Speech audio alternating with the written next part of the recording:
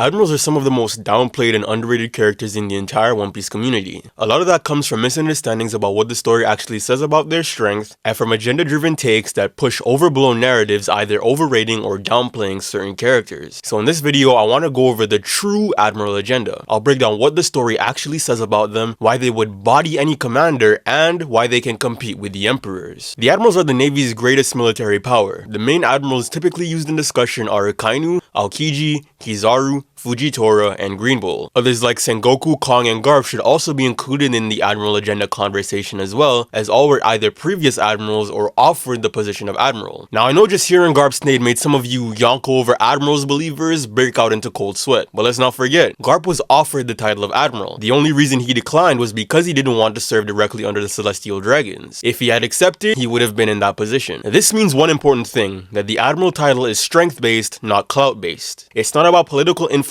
or reputation, it's about how powerful you are. That's why Fujitora and Green Bull were promoted despite only being in the Navy for 2 years. It was because they were strong enough to earn it. And since Garp was offered to be one, it says a lot about the strength of those who hold the title. Now, am I saying that every admiral is equal to Prime Garp? No, of course not. But there's no way Garp could casually pound them into the ground like he did Marco or Shiryu. In One Piece, characters in the same category usually operate in the same relative strength bracket unless they're explicitly called out as an exception. All the Emperors are in the same strength class except Buggy, who is a stated exception. All the Warlords were in comparable brackets except Mihawk, who is stated to be above them. The Admirals are the Navy's pinnacle of combat and thusly should be operating in the same bracket as Garp and Sengoku, both who are pinnacles of the Navy's power. This doesn't mean they're equal, but it does mean they can compete, and that's a narrative fact, not my opinion. So if the Admirals are so powerful, what do they have that makes them this deadly? The strength of the Admirals is different from the strength of the Emperors in one key way. The Emperors are usually characters that were born physically monstrous and essentially just brute force their way to the top. Admirals, however, are expected to have mastered over the highest levels of haki, both advanced armament and more than likely advanced observation, as they're the product of military-grade training, which would push them to peak performance in every combat category the Marines specialize in. Vice Admirals already learned haki and rokushiki as a standard requirement, shown by the fact that they all possess it, and Kobe and Helmeppo learned rokushiki from Garp pre-time skip and haki post-time skip. Admirals, being the absolute elite of the Navy's forces, should naturally possess peak rokushiki and peak haki as well. Add on tactical training, advanced battlefield strategy, and real-world combat experience, and you have fighters who are dangerous on every level. Hand-to-hand combat, ranged combat, environmental warfare, and so on. Not only that, but their devil fruits are some of the most broken in the series for those who possess it. Aokiji possessing total environmental control via ice, Kizaru having the speed and destructive power of light, Akainu who is stated to have the greatest offensive power through magma, Fujitora possessing gravity manipulation on an island-wide scale, Green Bull having plant powers capable of draining opponents' life force as well as being able to respawn his own body, and Sengoku with the durability of a Buddha and the ability to create destructive shockwaves. These are handpicked abilities either chosen by the world government to perfectly fit each admiral's personality and fighting style, or fruits they've trained and utilized for many years before even getting to the position, giving them not only maximum efficiency, but also an easier path toward full mastery, and yes, more than likely even awakenings. Combine advanced haki, elite rokushiki, world-class strategy, and busted devil fruits, and you'd get some of the deadliest combatants in the entire One Piece world. However, it's one thing to say how strong we think they should be, but it's a different thing to say how strong Oda thinks they should be. There's been a growing issue in the fandom lately, which is people misunderstanding or ignoring the narrative because of agenda piece. Instead of analyzing what's shown and said in context, discussions devolve into my favorite character can one-shot your favorite character type hype battles.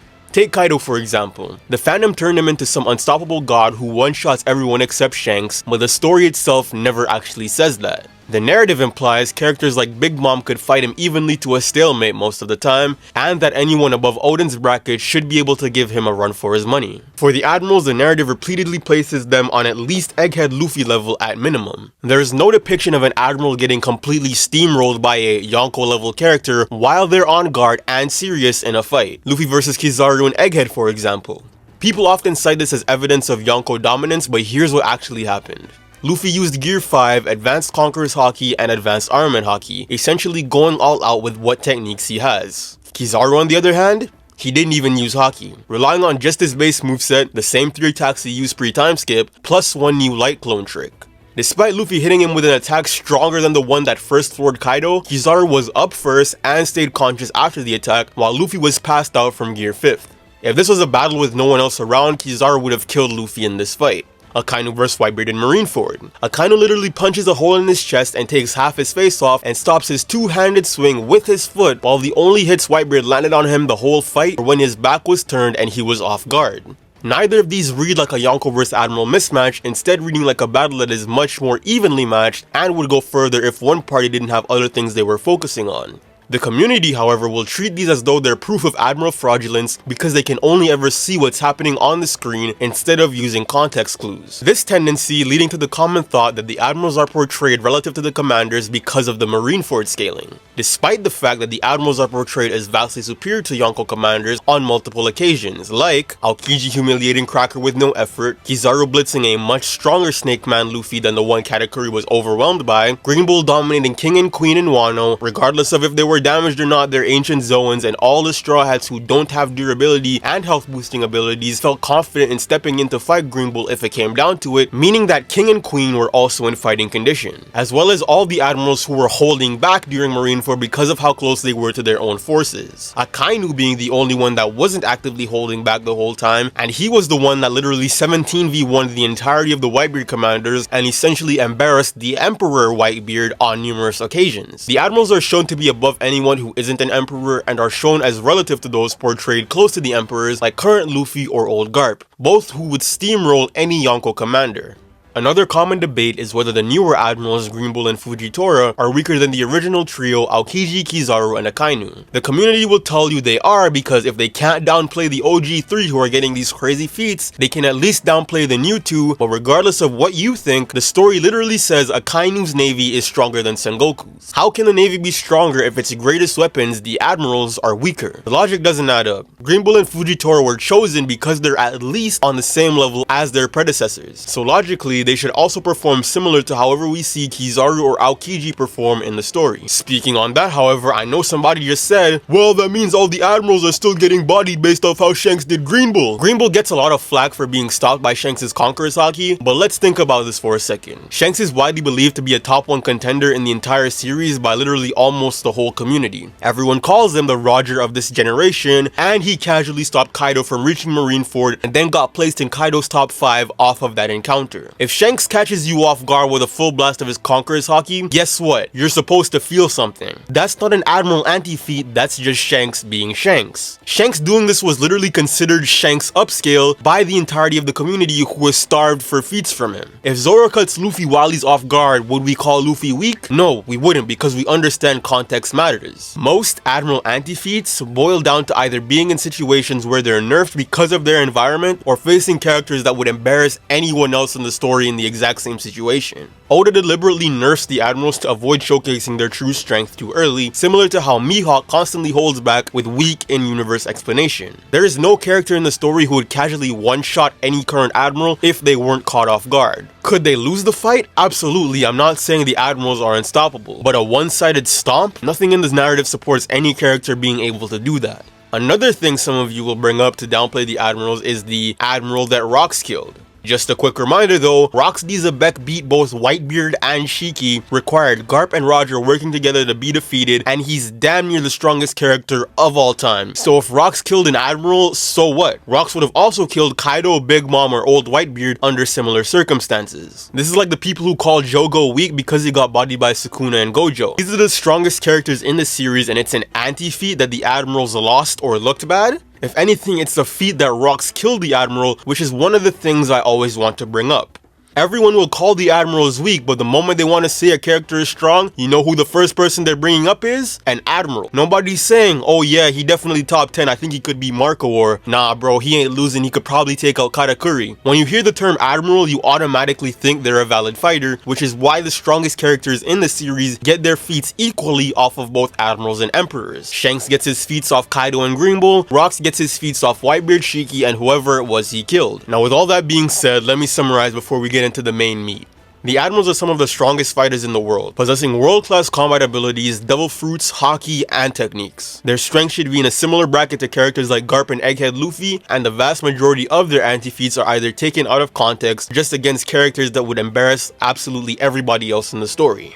They are far above the level of every commander and are closer to the Emperors in terms of strength. Now the biggest debate concerning the Admiral Agenda is how they stack up to the Emperors, so let me make it clear. The only Emperor likely to body an Admiral is Shanks, and even then he couldn't one-shot any of them on guard in a fight, not even Green Bull. Kaido, Big Mom, Blackbeard, or Old Whitebeard aren't casually one-shotting Admirals unless they land perfect full-power cheap shots on an off-guard or casual Admiral. The reverse is also true. If Kizaru or Akainu caught an Emperor completely off guard and went all out, they would one-shot them too. High-level fights in One Piece are determined by slim openings, endurance, and luck, which is why so many of the fights last for days and days. Characters in the top bracket of fighters are all so close together that the difference between them is negligible and boils down to who is simply a better fighter.